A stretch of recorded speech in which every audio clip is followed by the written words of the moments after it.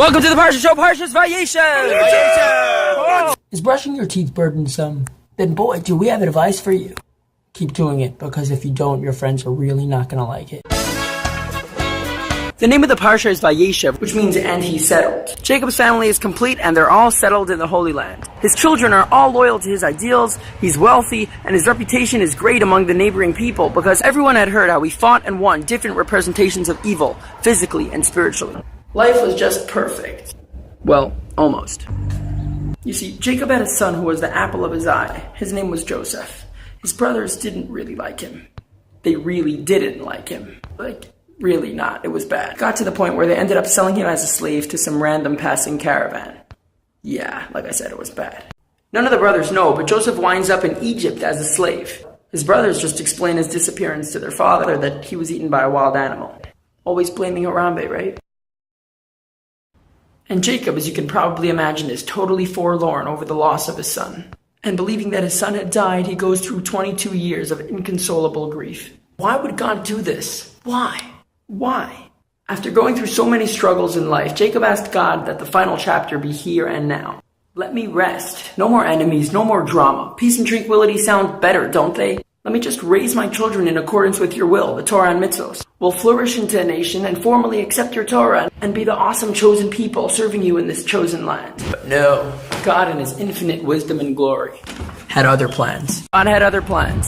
Jacob would suffer for 22 years. Right, we established that already. The question is why? What did Jacob do to deserve so much suffering? Nothing. In fact, he deserved to live in peace, but God wanted to give him more. When Jacob was now asking to live in peace and tranquility, he was merely asking for that which he earned, for passing the tests that God had given him previously in life. But God didn't just want to reward him. God wanted to give him the ultimate peace and tranquility, a taste of the messianic future. But that's some pretty good stuff. And to be worthy of such an experience, Jacob had to pass a test the likes of which he had never gone through before. In his previous struggles, Jacob fought with evil head-on. It was a fight. Here, however, he was just in pain over the loss of his son. There was clearly a hurricane. Here, he was merely in pain. That's all. Not that's all that it wasn't a lot. Not that's all that it wasn't painful. That's all that it was really painful. There was no sense of fulfillment or satisfaction in fighting with evil and being the good guy. Just pain.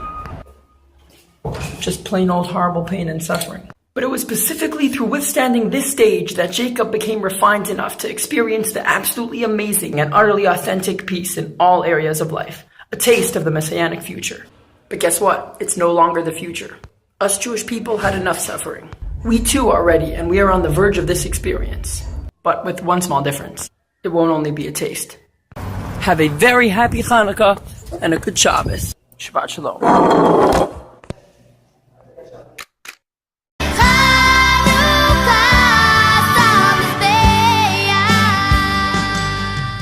I forgot to mention that my parents are a rabbi and rebbitzin in a small community preparing the community for Mashiach. Well, this is no simple task, and we are low on funds. Am I allowed to say that? I'm allowed to say that. We're low on funds. Right now, there is an end-of-the-year campaign. Please help us out.